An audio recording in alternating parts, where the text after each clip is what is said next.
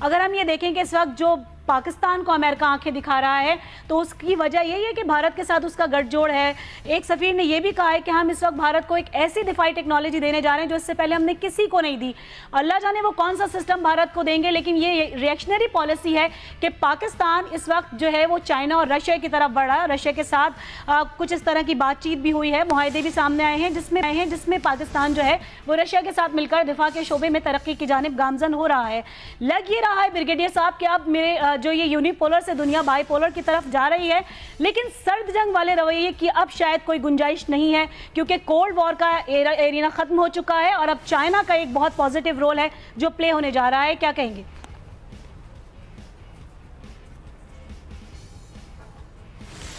China जो है वो बुनियादी तौर पे इकोनॉमिक्स को बेस बना के माशियात बना के अपना रोल प्ले करता है, और इसके लिए वो माशियात का बेस जो है उन्होंने अफ्रीका के बहुत सारे ममालिक में इस्तेमाल किया। अमेरिका के साथ जो उनकी ट्रेड चल रही थी, आपने देखा कि अमेरिका ने उन पर पाबंदियाँ या टैक्सेस बढ़ाए, तो चाइना भी रिटेलिएशन वो करने जा रहा है। उन्होंने अफ़गानिस्तान के अंदर उनके इकनॉमिक इंटरेस्ट हैं, और इसी तरह रशिया भी इवन अफ़गानिस्तान में उनके भी इकनॉमिक इंटरेस्ट है। उन्होंने 150 माहदे साइन किए हुए हैं। इसके साथ साथ जो बाईपोलर जो यूनिपोलर से चेंज हो रहे हैं, उसका सबसे बड़ा खतरनाक इश्यू जो है वो आपको सीरिया में नजर आ रहा है। और आज आपने देखा कि अमेरिका और रूस के दरमियान जो कन्फ्रंटेशन चली हुई है, वो चीजें जो है वो अलाइज क्रिएट करेंगी, कोलेशन क्रिएट करेंगी। एक तरफ रशियन पार्ट हो जाएंगी, एक तरफ अमेरिकन पार्ट हो जाएंगी, और वहां पे जो कुछ होगा वो मुसलमानों को बनाया जाएगा, इफेक्ट करेगा दुनिया के बाकी ममालिक को भी। तो अब ब्रिगेडियर साहब, तख्ता मश्क मुसलमानों को बनाया जाएगा, ये भी है इस पूरी, और वो ये समझ रहे हैं कि जी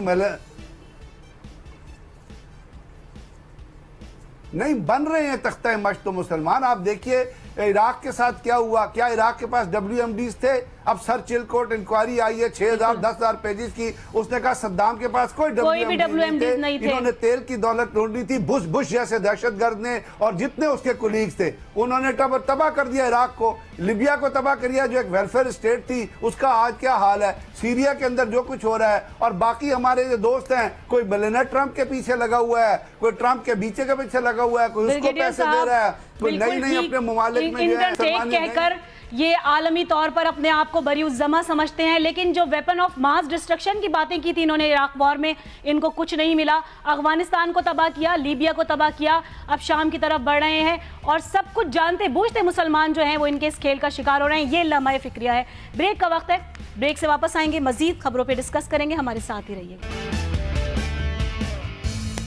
भारत की बुज़दिली एक मरतबा फिर से सामने आ गई। लाइन ऑफ कंट्रोल की एक मरतबा फिर से भारत ने खिलाफ वर्जी की है, जिसके नतीजे में तीन खवातीन समेत 5 जख्मी हो गए। और यही बुज़दिली भारत दिखा रहा है कश्मीर में भी 4 अफराद को शहीद कर दिया गया, जिसकी वजह से हुर्रियत क़यादत की कॉल पर आज मुकम्मल हड़ताल है कश्मीर में। बात की जाए अगर भारत की बुज़दिली की या फिर हटदर्मी की, कि आए रोज़ क्यों लाइन ऑफ कंट्रोल की खिलाफ वर्जी की जाती है, और दूसरी जानिब कश्मीर में जो ये शहादतों का सिलसिला है, जो जुल्म और बर्बरियत का सिलसिला है, वो भी जारी और सारी है। इसकी वजूहात क्या है और भारत इन हरकतों से आखिर बाज क्यों नहीं आता, इस हवाले से बात करेंगे। हमारे साथ मौजूद है ब्रिगेडियर रिटायर्ड गजनफर अली साहब।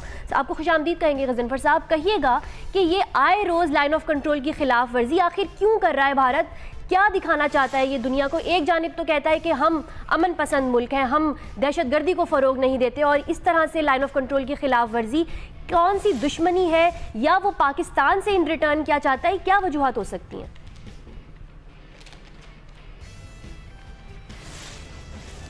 वजूहत तो बुनियादी तौर पे एक ही वजह है, और वो वजह ये है कि भारत में 1947 से लेके नेहरू के बाद इंदिरा गांधी ने जो पहली तकरीर की थी अपनी कांग्रेस में, उसमें उसने कैटेगोरिकली साफ कह दिया था कि मैं अपने पुरखों की बहुत इज्जत करती हूँ, लेकिन उनको इस चीज़ पर माफ़ नहीं कर सकती कि वो सब कॉन्टिनेंट की डिवीज़न पे क्यों राज़ी हो और पाकिस्तान क्यों बना, और मैं इसको अनडन करके नऊज़ुबिल्लाह रहूँगी, और अगर मैं कर सकूँ तो मेरी परफॉर्मेंस जो है उसको इस लेवल पे जज कीजिएगा। और उसके बाद ये एक क़यादत का जो है कंटिन्यूशन रही, जिसमें अब दुनिया का सबसे बड़ा दहशतगर्द है नरेंद्र मोदी, जो बांग्लादेश में जाके कैटेगोरिकली कह चुका है कि मैंने पाकिस्तान तोड़ने की जो कोशिशें उनमें हिस्सा लिया। अब उसके साथ जो क़यादत मौजूद है वो तमाम के तमाम वो हैं जो SRS के जो ऐसे अपना भारत की सबसे बड़ी जो दहशतगर्द तंजीम है उसके वो RSS जो है, उसके वो प्रोडक्ट हैं, उसके वो परवीदा हैं।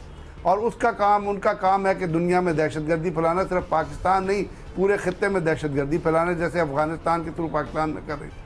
अब एक तो जो दूसरी चीज़ है कि कश्मीर के अंदर जो इतनी स्ट्रगल चली है, जो जिसको दुनिया अब ये मान चुकी है कि ये खुद मुख्तार स्ट्रगल है जो कश्मीर के लोगों ने, बुरहान वानी और इस किस्म के लोगों ने चलाई, उसके ऊपर जो मजालिम भारत ढा रहा है, जहाँ पे बाकायदा पैलेट गन का इस्तेमाल हो रहा है और मुख्तलिफ जगहों पे कश्मीरी रहनुमा जो हैं वो UNO में भी या बहुत सारे सोशल थिंक टैंक्स के पे खिताब कर रहे हैं और वहाँ बता रहे हैं कि कश्मीर के अंदर जो जुल्म हो रहा है और जो मुजाहरे कश्मीर के अंदर जिस तरह हो रहे हैं उससे लोगों की अटेंशन डाइवर्ट करना है, उससे दुनिया की अटेंशन डाइवर्ट करना है, इसलिए वो उस रिलेशन पे बॉर्डर के ऊपर फायर करते हैं ताकि बॉर्डर के ऊपर जो फायरिंग है उसका इशू जो है वो प्रेस पे बना रहे, जो वो जुल्म और मुजालिम की एक उन्होंने एक फिजा जो कायम की हुई है उसके ऊपर वो पर्दा पड़ा है। अच्छा, चौथा जो एक नेक्सस हो रहा है, अब अमेरिका का और भारत का नेक्सस हो गया है, और ये नेक्सस आप क्या समझते हैं कि भारत की हटदर्मी की वजह एक ये भी है कि क्योंकि पाकिस्तान शायद कहीं ना कहीं बहुत से फोरम्स पर नाकाम रहा है भारत का ये चेहरा बेनकाब करने में?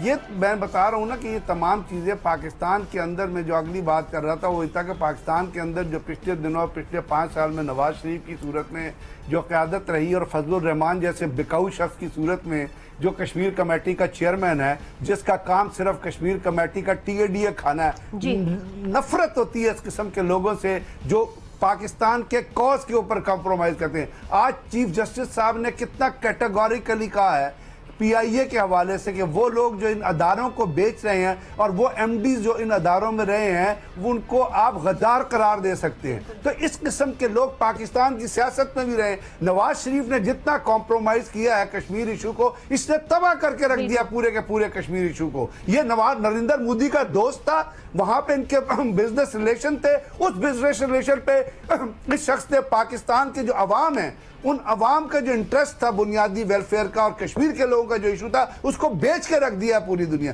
तो जब आपकी हुकूमत फॉलो नहीं, जब फजलुर रहमान कश्मीर कमेटी का चेयरमैन होगा और जब नवाज शरीफ पाकिस्तान का प्राइम मिनिस्टर होगा, तो आप क्या समझती हैं कि कश्मीर का इशू कहीं उजागर किया गया? आपने कहीं लॉबिस्ट हायर किए? यहाँ तो करोड़ों तो खा गए अपनी जात के लिए, लेकिन इंटरेस्ट पर, पर्सनल इंटरेस्ट को फौकियत देने वाले और पर्सनल इंटरेस्ट पर नेशनल इंटरेस्ट को बेच देने वाले लोग काबिले सज़ा मुजरिम है और इनको सज़ा होनी चाहिए, ख्वाह वो किसी भी शोबे से ताल्लुक़ रखते हों, क्योंकि यही देखा गया है ना सिर्फ कश्मीर का मसला बल्कि बहुत सारे ऐसे मसाइल हैं जो कि खारजा पॉलिसी की वीकनेसेस का शिकार हैं। जी नाज़रीन, प्रोग्राम में आपको एक बार फिर खुशामदीद कहेंगे और आज हम बात करेंगे स्ट्रीट चिल्ड्रन के हवाले से। आज उनका आलमी दिन मनाया जा रहा है। इन फुटपाथों पर पल्ले और बड़े होने वाले बच्चों से अगर पूछा जाए कि ये बच्चे कैसी ज़िंदगी गुजारते हैं तो ये कहते हैं कि हम फुटपाथ पर ही पैदा होते हैं, हम फुटपाथ पर ही पलते बढ़ते हैं, वहीं खाते हैं, वहीं पीते हैं और वहीं सो जाते हैं और एक ना एक दिन वहीं पर हम वहीं से उठा लिए जाएंगे। कोई फुटपाथ पर इन मासूम बच्चों से पूछे क्या इनकी ख्वाबों में सजने वाले जो ख्वाब हैं उनकी ताबीरें भी कभी पूरी होती हैं? ये तो शायद आने वाला वक्त बताएगा। क्या इनके ख्वाब पूरे करने वाली ऐसी कोई हुकूमतें आएंगी?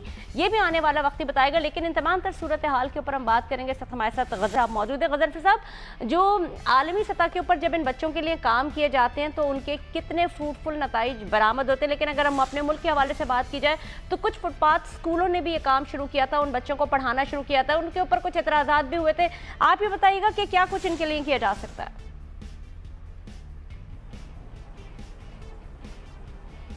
असल में ये पूरी दुनिया का आपको मसला आपको पता है, और बुनियादी तौर पे जब पॉवर्टी और होमलेसनेस होती है और अंडर 18 ईयर है, यूनिसेफ उनको डिस्क्राइब करता है अपना स्ट्रीट चिल्ड्रन, और इनको अगर जो लोग हैं उनको गेमिनीज कहा जाता है। दुनिया में एक टर्म यूज होती है जो कोलंबियन टर्म है। अब पूरी दुनिया में यूनिसेफ के मुताबिक 100 मिलियन स्ट्रीट चिल्ड्रन हैं जो पैदा होते हैं, जैसे आपने कहा, स्ट्रीट में और मर जाते हैं। अभी ज़रूरत किस अमर की है? बहुत सारे मुल्क ऐसे ममालिक आए हैं जो वेलफेयर स्टेट्स हैं, ख़ासतौर पे यूरोप से आप ऊपर जाएं, बल्कि इवन अगर कीनिया में भी आप देखें और इजिप्ट में भी आप देखें, उन्होंने बहुत सारे जो कॉन्सेप्ट किया था वो शेल्टर होम्स के गिर्द रिवाइव करता था कि जितने स्ट्रीट चिल्ड्रंस थे उनको मुख्तलिफ तरीक़ाकार से ड्वेलिंग जो आप बनाते हैं उनमें रख के उनको वहीं पे एजुकेशन प्रोवाइड की जाती है। जैसे पाकिस्तान में आपने देखा कि एक फुटपाथ पे कराची में स्कूल बना था और वो बच्चों को अपना एजुकेशन प्रोवाइड कर रहा था, लेकिन इसके ऊपर मुल्क के अंदर खास तौर पे अगर स्पेसिफिकली आप कंपेयर करेंगे तो हमारे यहाँ कोई एक ऑर्गेनाइज्ड तरीक़ाकार से हुकूमत की तरफ काम नहीं करेगी। ठीक है जी, बहुत बहुत शुक्रिया गजनफर अली साहब। इन बच्चों को सुबह कोई उठाता नहीं है, ये वो बच्चे हैं जो फुटपाथ पर सोते हैं और इनको गाड़ियों का शोर और तेज बजने वाले हॉर्न ही इन्हें उठाते हैं। शुक्रिया अदा करेंगे तमाम लोगों का। आज के प्रोग्राम में आज अब तक के लिए इतना ही।